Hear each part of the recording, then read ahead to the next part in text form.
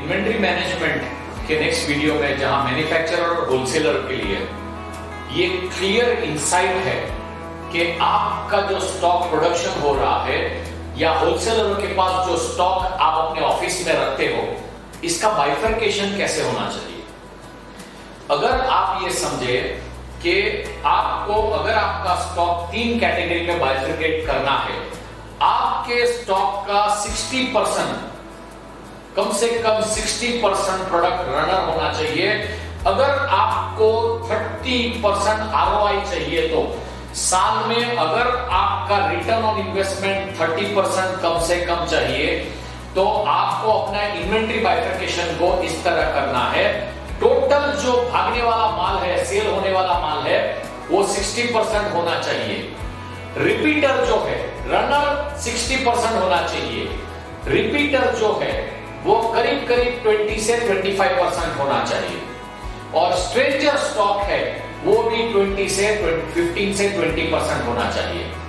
Stranger आपका 15% से ज्यादा या मैक्सिमम 20%, उससे ज्यादा स्टॉक नहीं होना चाहिए। आपका 80% स्टॉक जो है, जो पैरेटो प्रिंसिपल कहते हैं, 80-20 प्रिंसिपल, आपका 80% स्टॉक आपके पास बिकने वाला माल होना चाहिए।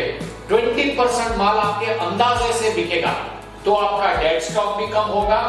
जो फाइनल आपका रिटेलर आपसे खरीदेगा वहां पर भी डेड स्टॉक कम होगा और आपका इन्वेंट्री फास्ट घूमेगा। अगर आपका इन्वेंट्री साल में 2 ही बार घूम रहा है या 3 बार घूम रहा है या 4 बार घूम रहा है, एज अ मैन्युफैक्चरर और होलसेलर आप लोग पैसा नहीं बना रहे हो। एक होलसेलर के पास कम से कम साल में 24 बार इन्वेंट्री घूमना बहुत जरूरी है। 24 टाइम्स इन्वेंट्री। महीने में 2 बार अगर आप स्टॉक नहीं घुमाते हो, you are not making money.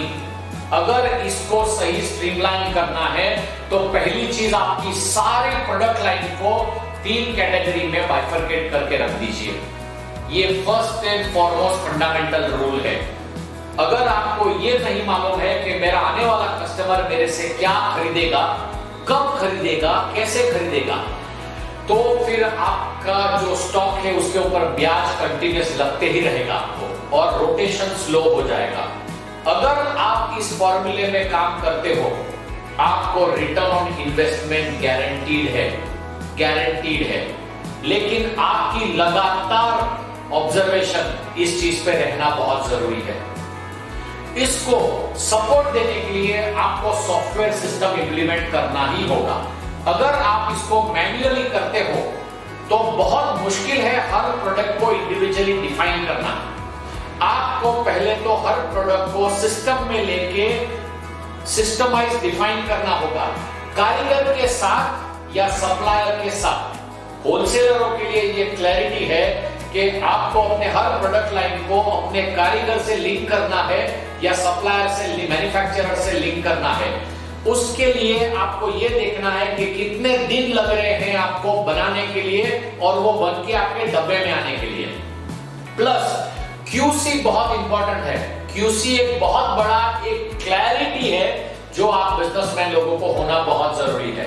वो पैकेट जो आप अपने मैन्युफैक्चरर से लेते हो या डब्बा जो लेते हो और डायरेक्ट ऐड करते हो गिन के, उसमें QC सबसे बड़ा रोल है।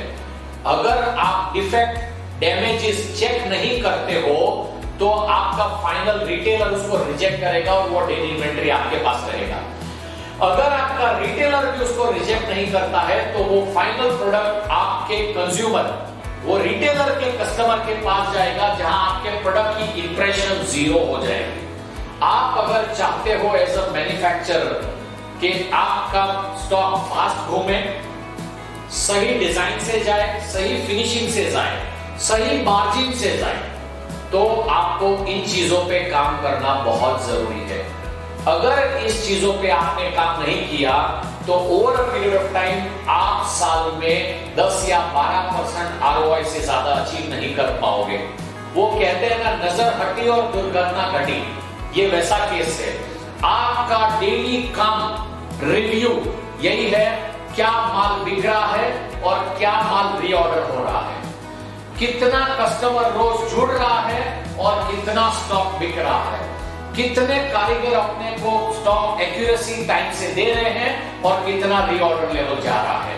ये पूरे वीडियो में आपने क्लियरली समझना है कि ये लीन मैनेजमेंट सिस्टम को जब तक आप अपने सिस्टम में इंप्लीमेंट नहीं करते हो तब तक आप क्लियर सेल्स इंप्रूवमेंट और प्रोडक्ट की क्लैरिटी नहीं देख पाओगे। नेक्स्ट वीडियो में इसको थोड़ा विस्तार से और आगे ले जाता हूं। Thank you very much.